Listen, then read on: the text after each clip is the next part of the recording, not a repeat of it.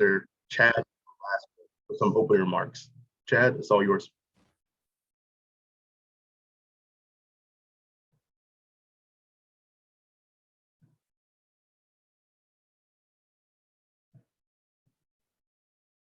Is Director Lassiter on? Gregory, he was, and I've seen that he's come in and out several times, so I think he may be having some issues. What I'll do is I'll look to see if I can find him and then alert you in chat. If you want to go ahead with the bio, flip-flop the order, and then we'll see if we can get him a little later. Absolutely. So keeping the program rolling, it is my honor today to present today's speaker. Denise Pearson, PhD, serves as Vice Chancellor and Chief Diversity and Inclusion Officer for the Pennsylvania State System of Higher Education. She has dedicated herself to the field of higher education for 3 decades, serving in numerous administrative capacities. Dr. Pearson is passionate about her role in education and how it improves the human condition and disrupts generational trauma. Please prepare your hearts and your minds for Dr. Denise Pearson. Ma'am, the floor is yours. Awesome. Good afternoon, everyone. And thank you for inviting me to participate in the Pennsylvania Human Relations Commission's Diversity Series. In addition to this being truly an honor, I am thankful that the Pennsylvania Human Relations Commission considers the topic of teacher diversity truly as a human relations concern in Pennsylvania. You know, for me, teacher diversity is the 21st century civil rights and social justice issue. All of us have a responsibility to make sure that every child has access to high quality, adequately funded education that leads to graduation, prepares them for the workforce, the corporate boardroom, and beyond. So I am, again, very grateful for this opportunity to be here with you today.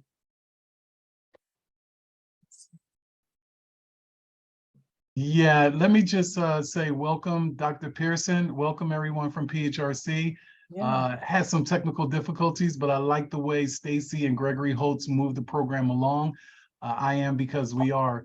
We're really excited to have you here. Thank you for just accepting our invitation. We're here and we're just so thrilled to have you. And so without further ado, just bringing you a welcome on behalf of the PHRC commissioners, my senior management team, but all of us here in the beloved community. Thank you for being with us today. My absolute pleasure. So good to see you. So these are my goals for the time that we have together. I just want to take a few minutes and build some awareness around a topic that's near and dear to my heart, offer some recommendations for your consideration, and then end by extending an authentic invitation to build bridges and to work together.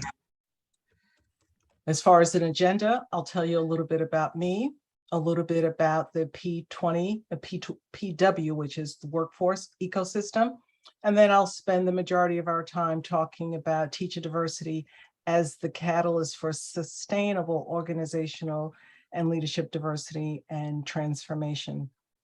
So, as you know, you shared my bio, and thank you so much. I want to share a little bit more about me. Some people don't know that I completed all of my coursework to become a teacher, but that was before I got married and started having children and all that great stuff. So I shifted gears later on and went on to earn graduate degrees in educational leadership and conflict resolution. And I've been working in higher education for the past 30 years. As mentioned, I currently work at PHRC as their Vice Chancellor for Diversity, Equity, and Inclusion. And I really have the honor, the privilege, the challenge of working with campus leadership to ensure that our policies and our practices support the success of all of our students, faculty, and staff. Personally, and very proudly, if you will, I am the mom of 3 grown sons and 1 granddaughter, whom I consider in most of my decision-making, including my unwavering advocacy for educational equity. I'm driven by staying focused on the why of teacher diversity and the P through workforce ecosystem. So that's just a little bit about me. When I think about the why, you've heard it said in a lot of different ways. Once you know your why, you can survive almost any how. The why for me is that education is the most consequential profession. It's just that simple. Having access to quality education systems impacts the future of citizens, especially those that represent historically underserved, under-resourced, and historically excluded populations. So, all of us on this call, we came through a P through 12 system, whether it was public, private, faith-based, or whatever. And we are probably mostly grateful for that journey. So it only makes sense that we keep our eyes on these systems, policies, and practices for future generations. And if done right, we can disrupt generational poverty in the process. So when I think about that P through 20 workforce ecosystem, for me, it starts with and comes back to teacher diversity. We will not have organizational and leadership diversity in any kind of sustainable way. We can put Band-Aids on things and have, patchwork approaches to it. But if we want it to be sustainable, it starts with teacher diversity. And we need, when you talk about innovation and transformation and being competitive in a global society, you need talent coming from all of your different talent pools across the diversity spectrum. So I look at this conversation from the perspective of an ecosystem. It's connected, it's cyclical, and it's interdependent. So this is a high stakes conversation that I hope we can, get into. There are moral implications, given our history, given the importance of diversity, equity, and inclusion. There are societal imperatives and implications from a civic engagement perspective. Diversity in the teaching profession impacts our communities, it strengthens our families, disrupts generational poverty. And from a workforce perspective, we're talking about economic growth, human capital development, and national security.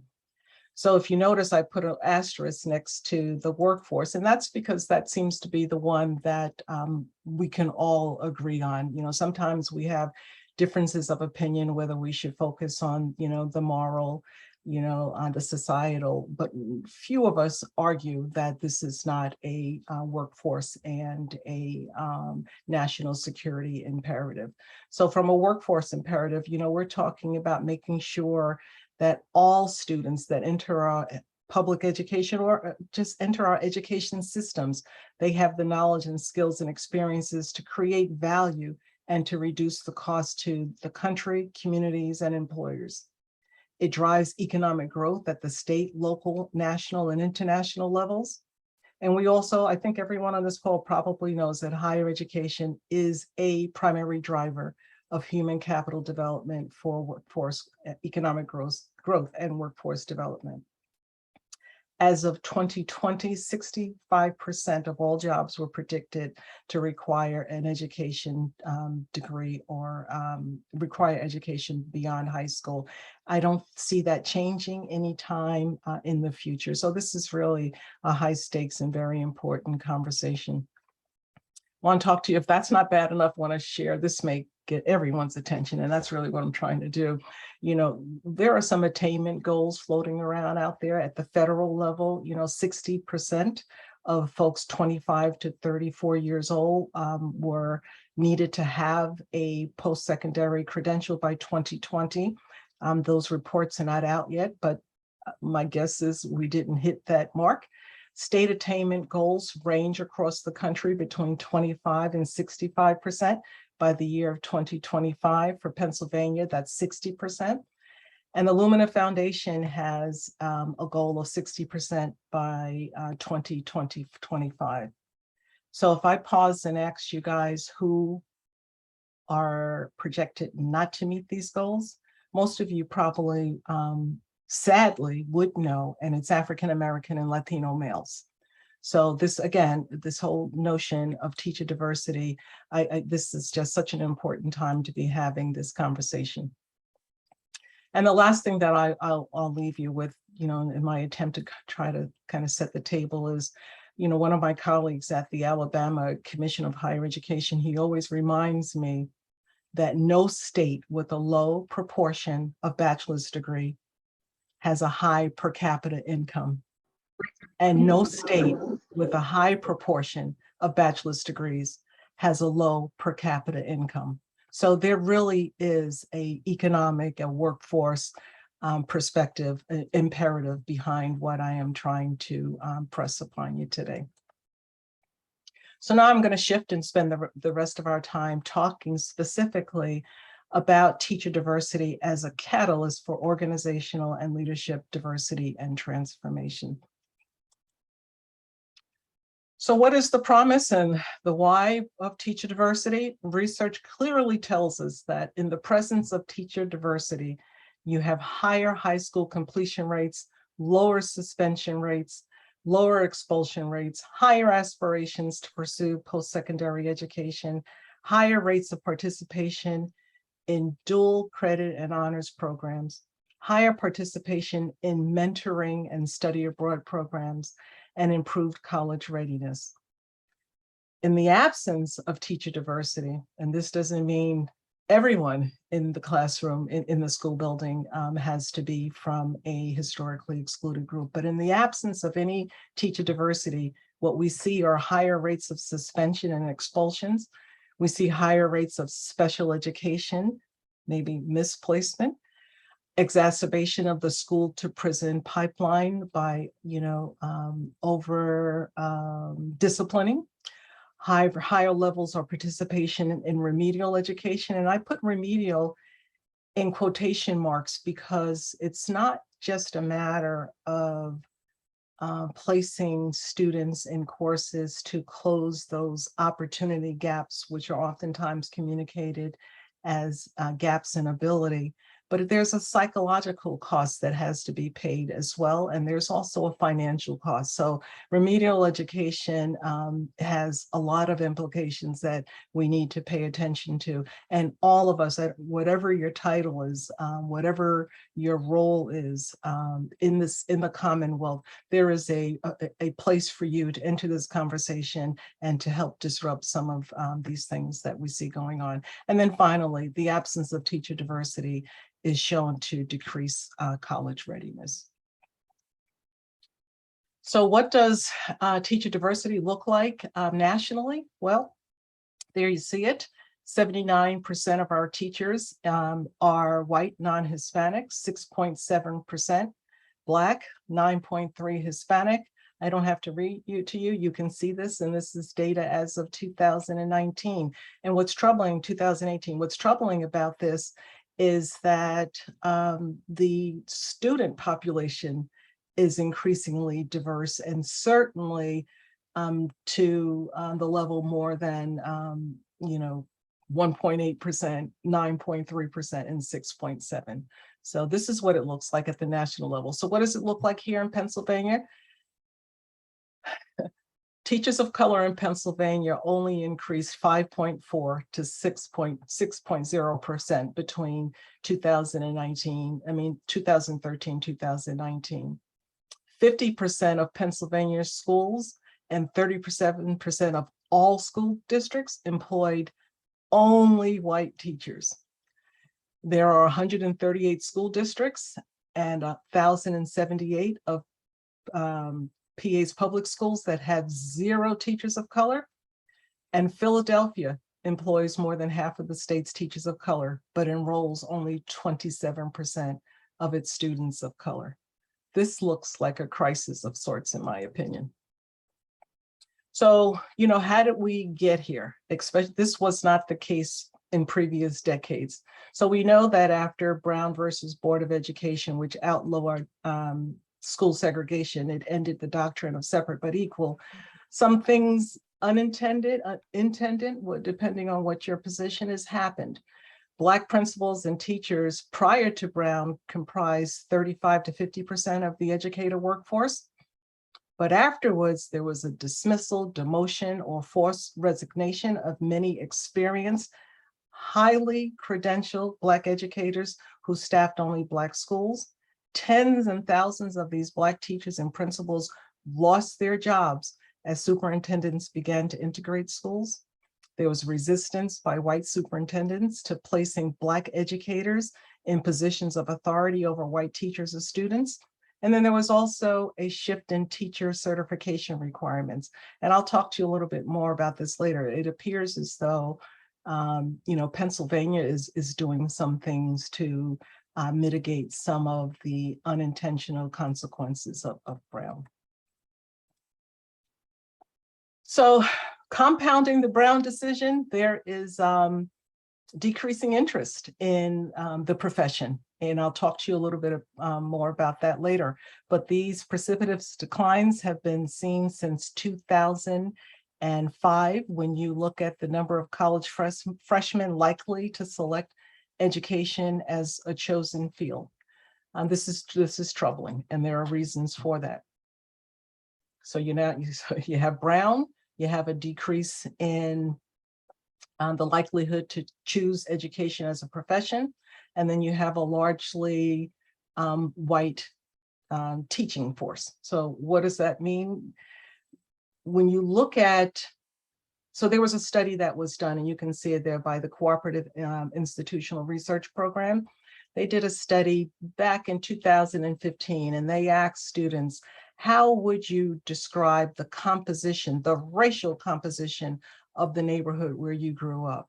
And you can see roughly half non-white and mostly white made up the bulk of it. So, what does that mean? All right, what does it mean?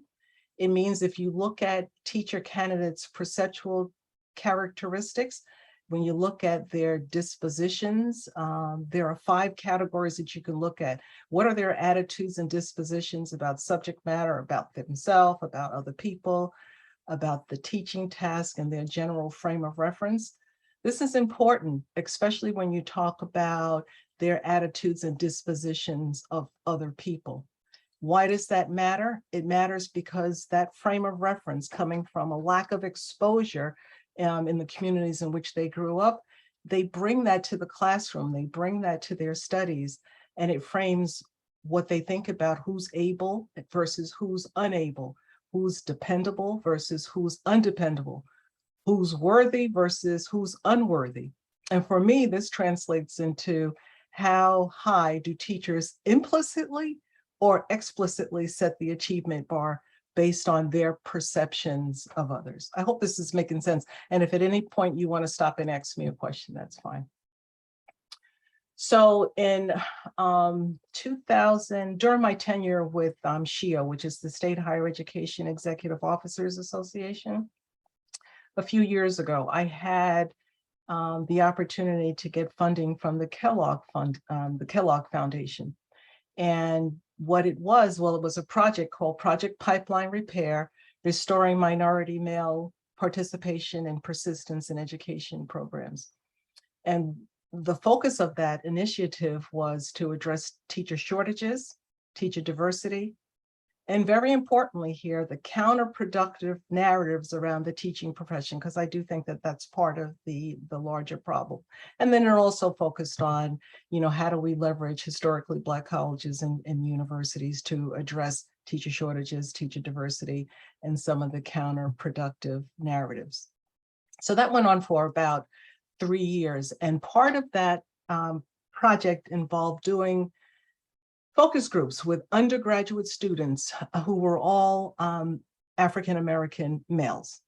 And when I asked them what their perceptions were about the teaching profession to give me some insight into why they would or would not choose teaching as a viable career option, of course, they'd say things like, it's a feminine profession, males want to be inside the gym, coaching is their way to teach and be a coach.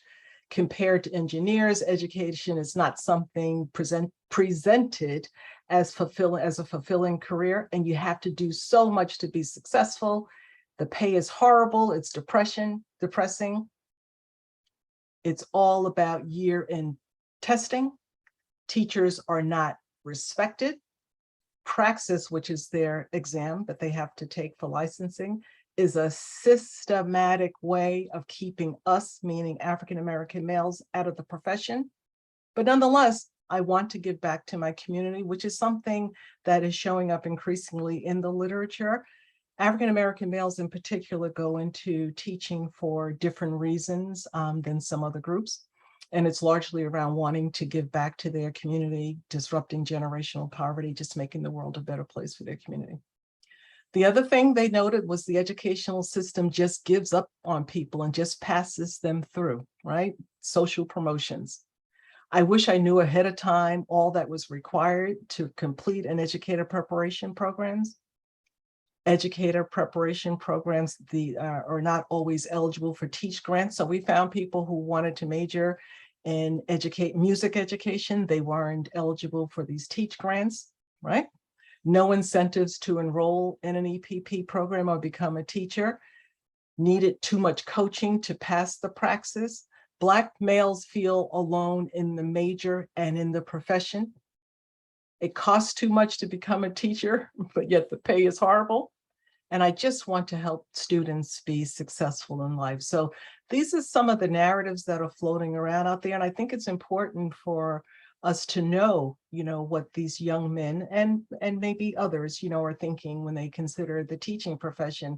Because again, we all pass through a K through 12 or P through 12 education system, and we wouldn't be where we were if it weren't for a teacher. So we need to pay attention to these narratives.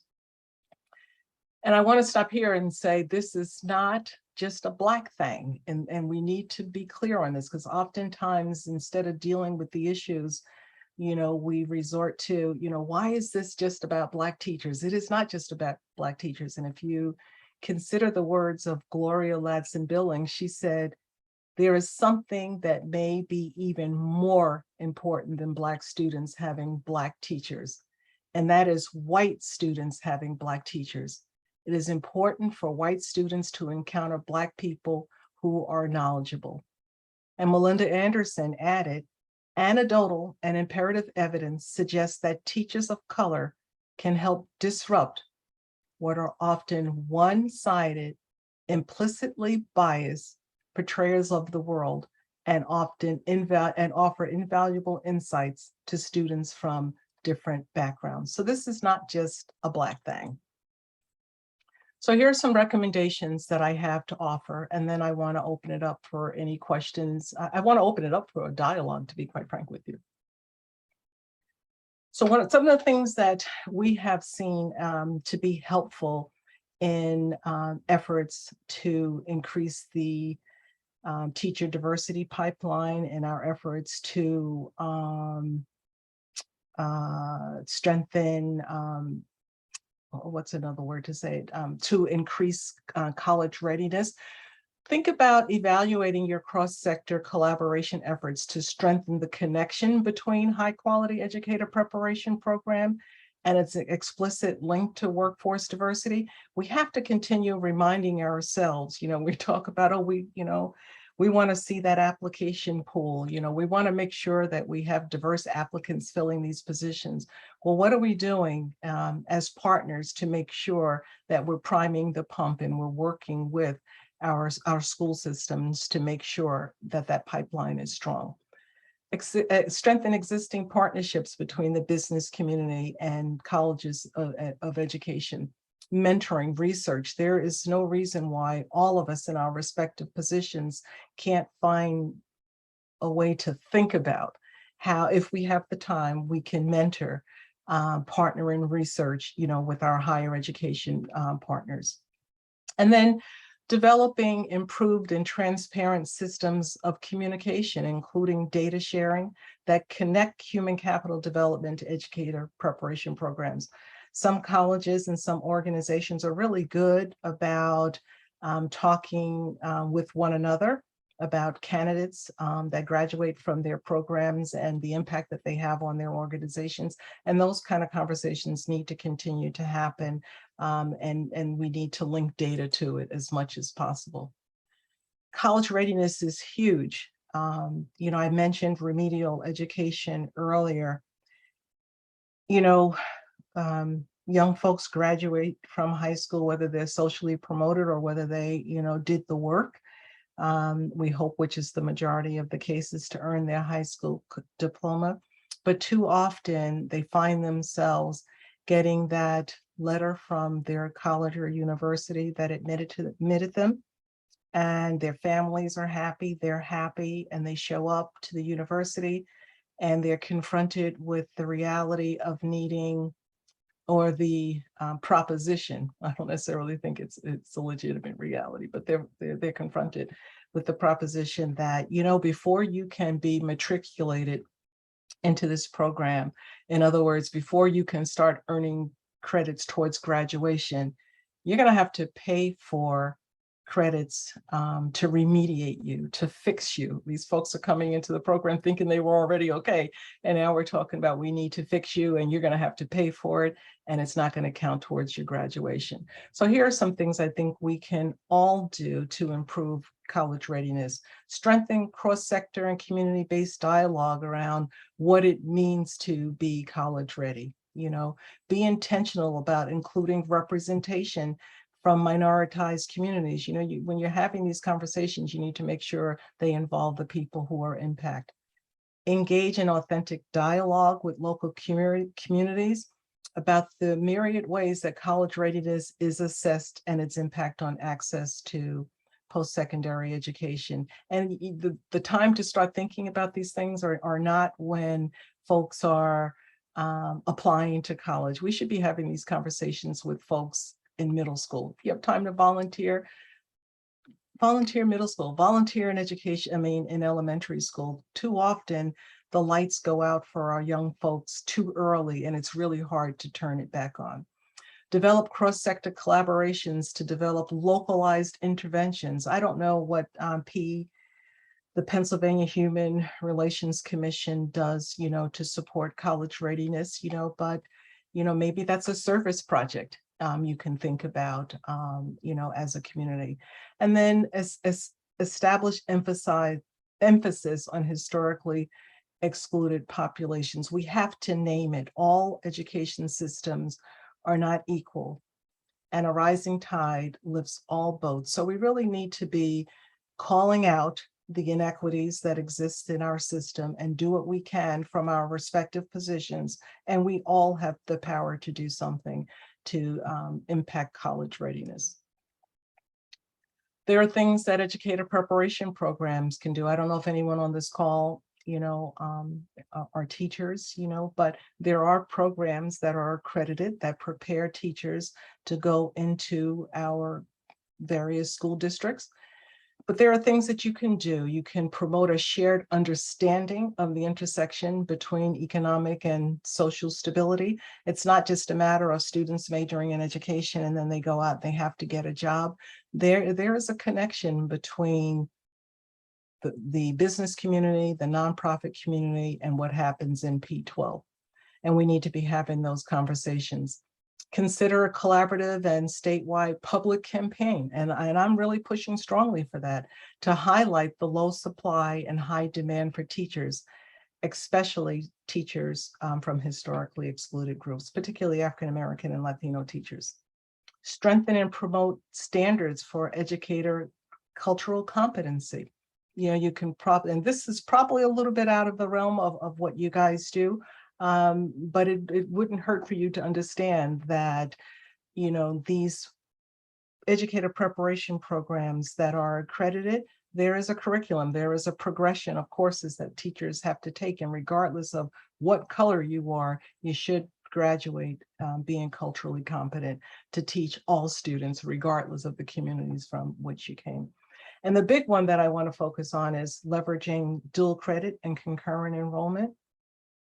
I know this recent legislative session, state appropriations included money for dual credit and concurrent enrollment. It's important to make sure that all of our communities understand what dual credit and concurrent enrollment is, that all families understand what it is. Because what it will do for our students, it will provide them to early exposure to the demands of post-secondary education. So they can make some mistakes. They're still going to make mistakes. I know I did when I went to college, but it gives them some early exposure, and it gives them a safe environment, maybe to make some mistakes. There's certainly improved student performance when you enroll in dual credit and concurrent enrollment. It's an opportunity for students to get early exposure to the education profession through culturally relevant coursework. And then lastly, you earn college credits and it reduces the cost of your education. So when you hear folks talking about dual credit and concurrent enrollment, pause and make sure that you understand what's going on in your communities and do what you can to close that information gaps, because I can tell you all communities do not understand dual credit the same way. Not all communities even know dual credit exists, and we need to do something about that from a diversity, equity, and inclusion perspective. I want to just touch briefly on this. I feel compelled to talk about honoring and building on the legacy of PA's historically Black colleges and universities. I think of them as the pioneers of culturally responsive pedagogy, because many of them were born during a dark time in the history of this country. So, we have two in the Commonwealth. There's an opportunity for the PA Human Relations Commission to work with them and do research and develop research-based policies and practices aimed at increasing the participation and persistence of these groups in educator preparation programs. Think about it from what's in it for us as the PA Human Relations Commission. There's a lot in it for you.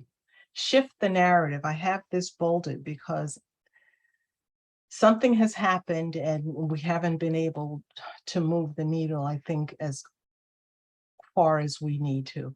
We need to shift the narrative to reflect on education as a viable career option for African American, Latino, and other racialized groups, including an emphasis on career progression, pathways, poverty alleviation, and educational equity. The majority of folks that you see in your educator preparation programs at colleges and universities, many of them started out as elementary school teachers, as middle school teachers. So we need to help folks understand that you can, if you want to, start in the classroom and stay in the classroom, or you may decide you want to go into education policy, or you may decide you want to take your degree after years of teaching and get engaged in higher education. You may want to become, a professor, tenure track or not. Or ultimately, maybe you want to become a superintendent. Maybe you want to become, a university president. The point is, if you want to become a teacher and remain in the classroom, you can. But if you don't want to, there are other pathways that you can take as well. So I think that we need to do a lot of work in this area. And then lastly, develop some policies and practices aimed at increasing the number of highly qualified African American, Latino groups to teach in underserved and under-resourced schools. So Pennsylvania has responded, and this is a beautiful thing. We had Senate Bill 99 that recently passed, and the big thing for you to know here is that it impacted licensing requirements. And if you remember, I mentioned earlier, after Brown versus Board of Education, there were some shifts in the licensing requirements that made it very difficult for certain groups to get certified. Another thing that the bill did, it established these committees that I think will really impact teacher diversity in the state, in the Commonwealth. And then there's the foundation of our economy. And this is such a powerful statement. The foundation of our economy, Pennsylvania's Educator Workforce Strategy 2022 to 2025. So these are some things that we're doing here in the Commonwealth, and I think it's only going to serve us well. So I want to kind of close where I started. Teacher diversity is, folks, the catalyst to organizational and leadership development and transformation. Policymakers have responsibility, business and industry, including our nonprofits, they have a responsibility. Your educator preparation programs and the schools that receive their graduates have a responsibility. And at the end of the day, if we all do our jobs right, you'll have a strong pool of teachers who can contribute to society, contribute to the workforce, and contribute to the disruption, I believe, of generational poverty. So here's where I want to end. As the Vice Chancellor for Diversity, Equity, and Inclusion for the state's only public system of higher education, I want to remind you that the absence of teacher diversity will not serve to mitigate achievement gaps, opportunity gaps. They will serve to perpetuate inequitable systems and equitable distributions of resources. So my invitation to you is to look to me, look to my colleagues, look to the system to build bridges. And I have this Nigerian proverb that I really do believe in. We are in a crisis. Just look at the numbers. And in a moment of crisis, the wise build bridges and the foolish builds dams. And we've seen enough around us. We've seen enough dam building around us. And I think it's time for us to really get serious about building some of those bridges. So I want to stop here and ask you a question. I know I threw a lot at you really quickly, just based on some of the things that I said. Have you rethought what you can do in your roles to advocate for and promote teacher diversity? Do you have any thoughts around what you can do to improve college readiness? Any thoughts around what you can do to close these opportunity gaps? And then, and lastly, any thoughts that you have around what you can do to build bridges?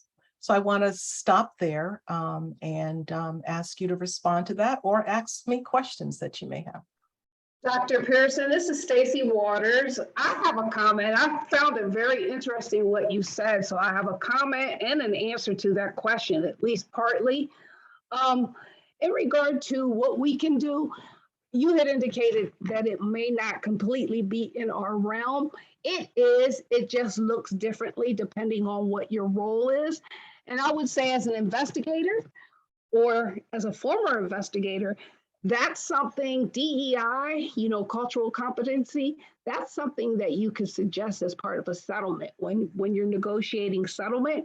And me now as an education and outreach coordinator, that's something that we advocate for.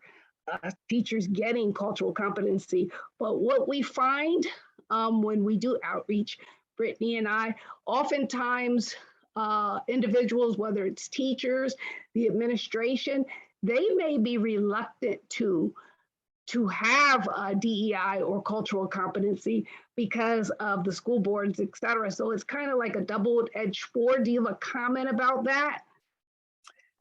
Yeah, well, I don't know how much it'll be worth, but so that kind of resistance you're going to see everywhere you go. I see the resistance in the work that I do. I think you're going to see it. I mean, that's just, part of the country that we live in.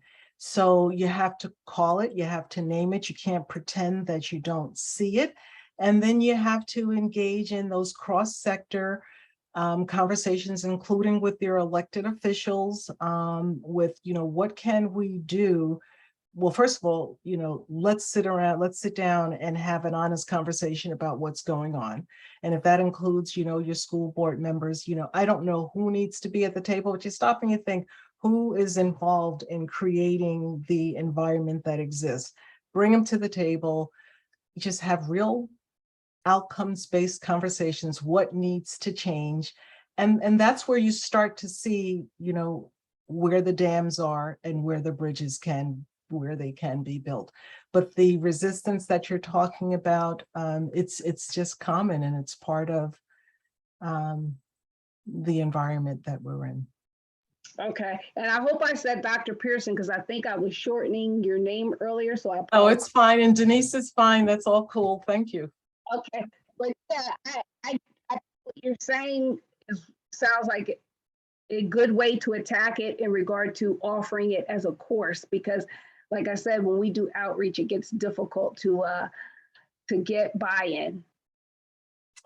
Yeah, and buy-in is good. Ownership is even better if you can get people to own why it's in their best interest, to have these conversations. Sometimes people can't see that far down the road, but when you think about it from, the perspective of, the demographics today, 10 years from now, you want to make sure that you are graduating highly skilled, highly knowledgeable students from your K through 12 systems so that they can go on and be successful in higher education and go on when you decide that, you're looking at your staff rosters that you don't have enough diversity.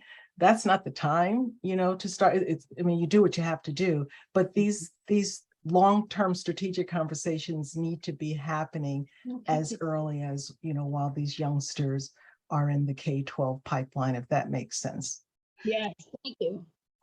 Denise, could you just briefly share, your presentation was phenomenal. Could you, there's a lot of points of entry for looking at really a pedagogy of justice where teacher programs need to modify some of the ways that they're teaching. There are certain universities, I come from one, the University of Penn School of Social Policy and Practice, that makes it mandatory for any student pursuing an MSW or a PhD to take mandatory courses on American racism for social work practice. Could you briefly share some of the work that you, Senator Art Hayward, myself, and others have done on college campuses and why that's important against the backdrop of a lot of what you shared here today? Yeah, so boy, that was a loaded question. You know me. That's all good. I guess if I start with the last part of your question, the work that, the last project, I'll just get really, really specific. Students do come to our campuses, which are a microcosm of the larger society, and they are often confronted with unwelcoming environments. And sometimes those unwelcoming environments can show up outside of the classroom, on the campus, in the classroom, or in the surrounding communities. And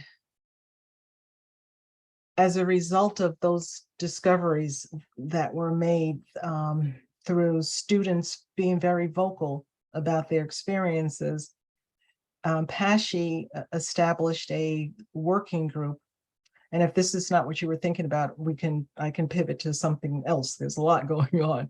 But PHRC established a working group to increase the understanding of the First Amendment and Title VI of the Civil Rights Act to improve campus climates.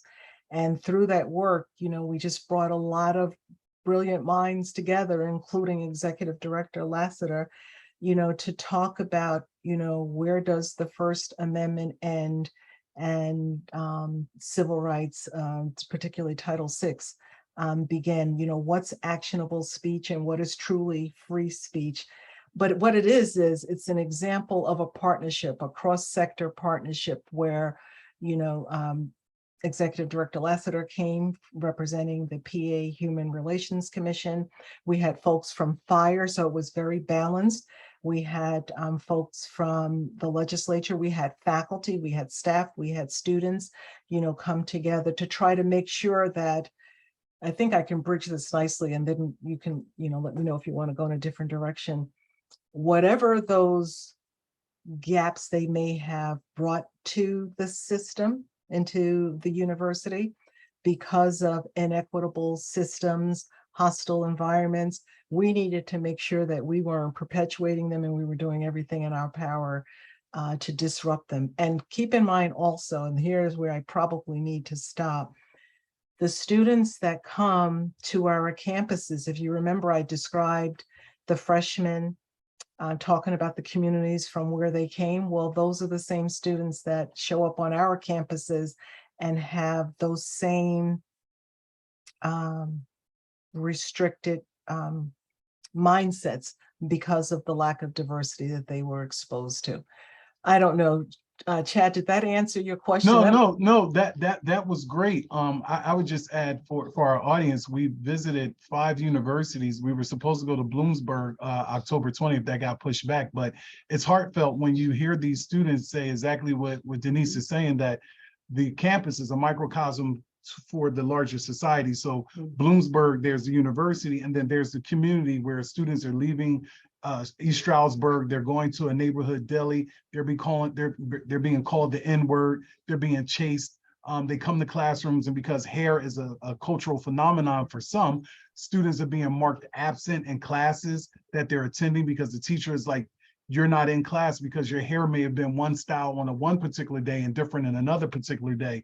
And so these microaggressions are real. I'll end by simply saying that there's other questions and comments that people have, but once again, this aspect of free speech at the University of Penn within the law school, there's a professor that is saying that minorities, I don't even like that term, but Asian American, Pacific Islanders, African Americans, and others, it should be more of a white nation, things of that nature. And students are protesting that, but because of tenure and free speech and things of that nature. So it's very important for us to look at in context all of these things that Denise has spoken about. How do we improve college readiness for a workforce against the backdrop of an ever-growing economy, pushing students into spaces of workforce readiness, whether it's cybersecurity, the other things of that nature, closing these opportunity gaps for all children in the Commonwealth, and building bridges with not just, like Stacy said, thinking about ourselves in one identity as investigators, but how can we do more work in the space of education? I know that there's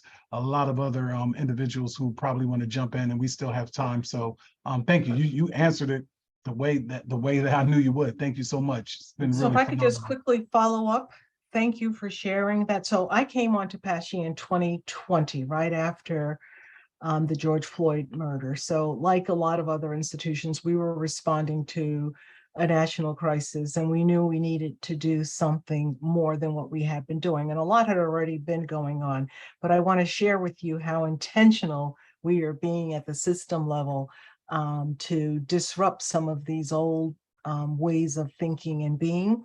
For the first time in the history of the system, we administered a system-wide campus climate survey. We administered it to faculty, to staff, and to students to get a better understanding about what their experiences are like as members, because they are members of our community. And we recently released those reports, and we'll be sharing our findings at the next board meeting. So, you know, we're really committed to that. And we've gone beyond just saying, okay, here is the data, go put it on a shelf. We gave them the data, and the question is now, what are you going to do with this information to make sure that all students, faculty, and staff are you know, in an environment where they can thrive, however they, you know, define thriving and success. The other thing that I want to share with you is that for the second year since I've been here, November 2nd through the 4th, we will be holding a virtual Diversity, Equity, and Inclusion Summit. And the theme this year is, what does it mean to belong? And to date, we have over 500 people who are registered to attend. And we are talking about belonging from every lens, you know, Chad, that you can imagine, in the classroom, outside of the classroom, you know, walking from, you know, from class to your dorm, you know, what does it mean to belong from having your mental health needs met, you know, your needs met if you have, you know, a disability. So we're really excited about that. And I'm a firm believer in leadership matters, and Chairwoman Cynthia Shapiro will be kicking off the summit. We have Jelani Cobb, who is going to be a keynote speaker, Terrell Strayhorn. We have a Native American musician. I mean, we are bringing everyone together who wants to come together and be part of that three. So just to let you know, we see the issues. We don't have a cure for an answer for all of it, but we are committed to moving in a different direction. think that's absolutely great. I like I like a lot of what you said, and it's funny because I am an African American male that grew up predominantly in a white area, and my first African American teacher that I had was my senior year in college, and she and I were the only African Americans in the room. And so you brought up the topic of kind of shifting the perception of Black men and Latino men into the teaching role, and that they feel like they shouldn't do it for X, Y, and Z reason, but they have that skill set. So how do we, advocate for the fact that, for example, if individuals know how to play music, they probably also know how to teach music. So why couldn't you just be a teacher?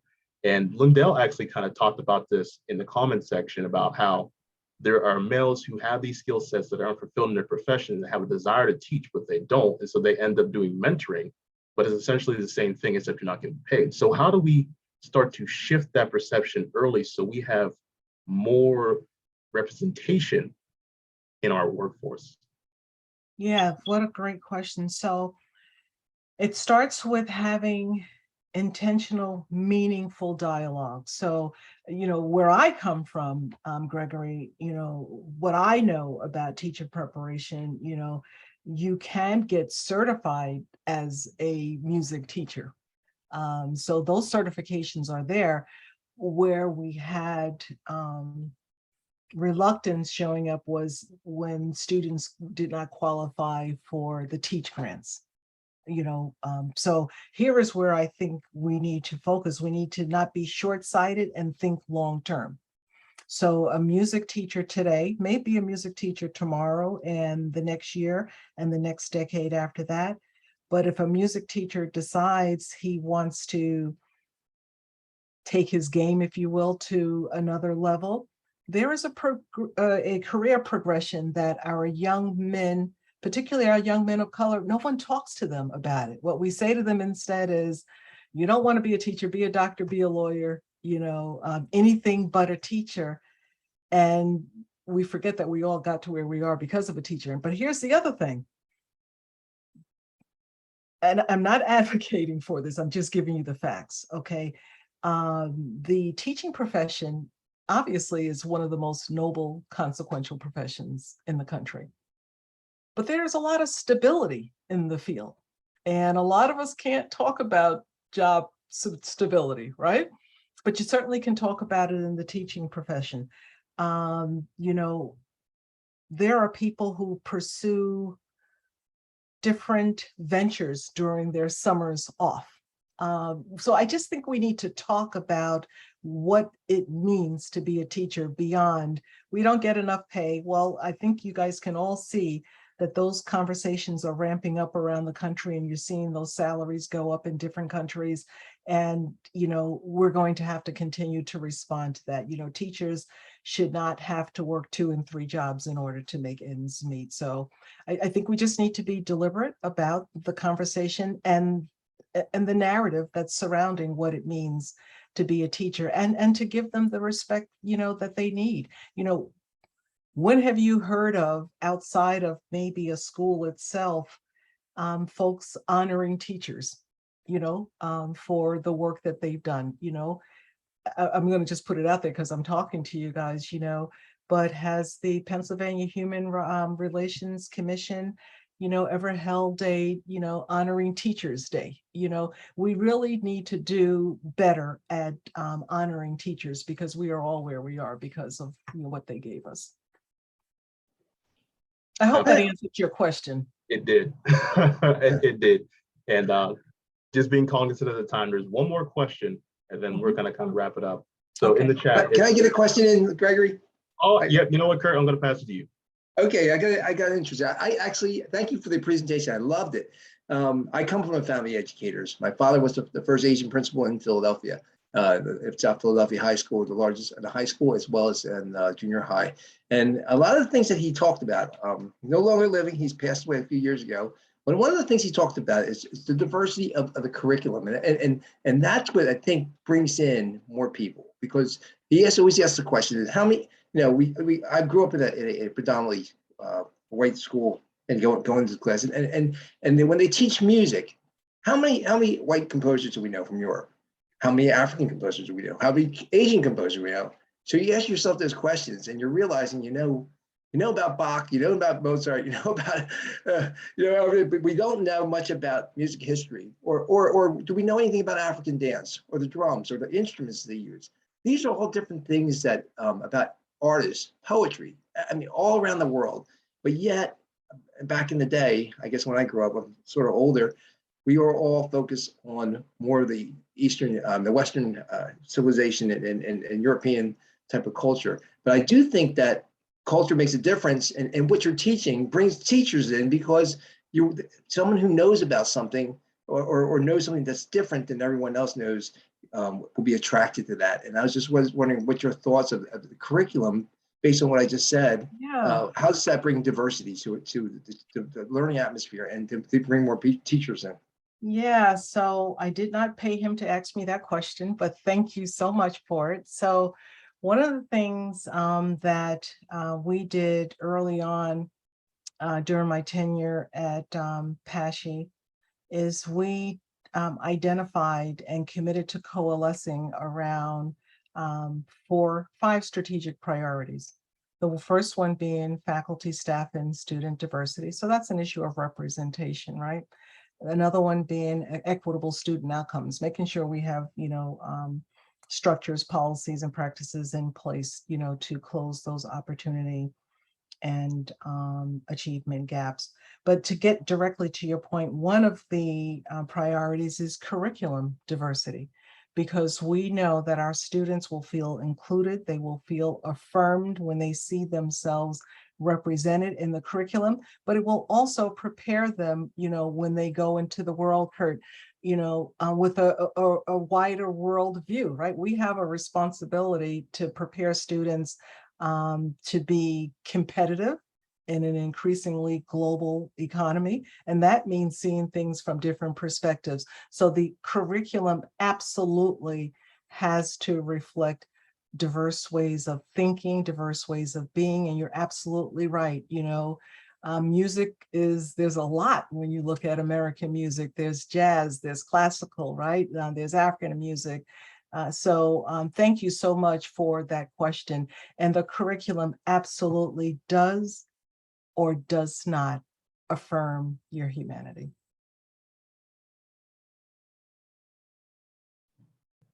Thank you so much, Dr. Pearson. Once again, your presentation was phenomenal. We thank you for your time. We thank you for all your information. And at this point, we're going to wrap it up. Gregory, if I may, just one more thing. There's a question in the chat from Dr. Darren Tolliver, who is the Assistant Director of the African American Resource Center at the University of Pennsylvania. Dr. Tolliver, just really briefly, bring your question to the forefront for Dr. Pearson. Yes, thank you. I appreciate it. I just think one of the things that we really need to look at is the nuances of teaching different cultures. I know the last speaker mentioned culture being one of the important components in teaching. And I'm just wondering, with a lot of what we're seeing now in urban spaces throughout America, particularly in places like Philadelphia, where I'm at, where there seems to be this combative energy in the classrooms. And I think that calls for me a new wave, a nuance in terms of teaching and reaching, in this case, young African-American students. What would you recommend in terms of an evidence-based approach or modality that would be effective, a teaching device with the population that I just mentioned? You may not like the answer that I'm going to give you, but it's the only one that I have. There are policy issues that could be implicated, and there are practice issues that could be implicated. But what I've seen from my experiences, we're too quick to want to change the seed instead of changing the soil. We need to sometimes pay attention to those policies that may be causing some of the behaviors, that we see. And I don't think we spend enough time paying attention to some of the policies, whether it's policies around attendance, whether it's policies around parent involvement, policies around, let's say, communicating, communicating with families, assuming that all families have access to these sophisticated communication systems, and they can get online and they know everything that's going on with their children, but we make the assumption, that they don't care. And then it just has a spillover effect, and sometimes it shows up in the behavior. So the first thing I want to say is we just need to make sure that we're not putting the responsibility on the seed. It could be the soil. The other thing that I would say in line with that is, do an audit of your policies through a diversity, equity, and inclusion lens. We're in the process of doing that right now at PHRC. Do your policies have unintentional consequences for, some of our special emphasis groups, whether it's students from historically excluded groups, African Americans, Latino students. So I say, look at the soil before you look at the seed.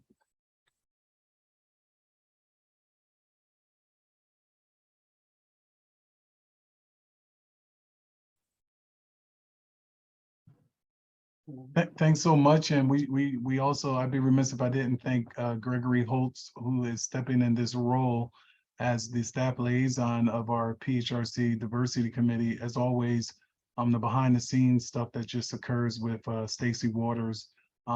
Denise, we're better because we've been in this space, and we'll take some of this stuff, all this stuff, and try to figure out ways that we can translate it, because it's right in our PHRA, the things that we need to do from an educational standpoint, things that Deputy Chief Counsel, if she's on here, Morgan Williams, twofold, don't want to belabor this, but Morgan is on a professional level saying to us, along with Martin Cunningham and multiple others, what we should be doing under our PHRA for those schools that are experiencing disparate treatment, so forth and so on. But then also on a personal level, Morgan is always talking about, cultural competency in the classroom, as it relates to her children. And we have other people here who have nieces, great nephews, children in general. And we want to be able to strengthen the educational system for all children in the Commonwealth. Thank you so much. We look forward to more diversity summits with you, more information and ways that we can partner. And thank you everyone for tuning in for our PHRC Diversity Speaks. Always a pleasure to see you. Take care, folks. Thank you for your time. Thank you. Thank you. Thank you, Dr. Pearson. Yeah, thank you. Great stuff.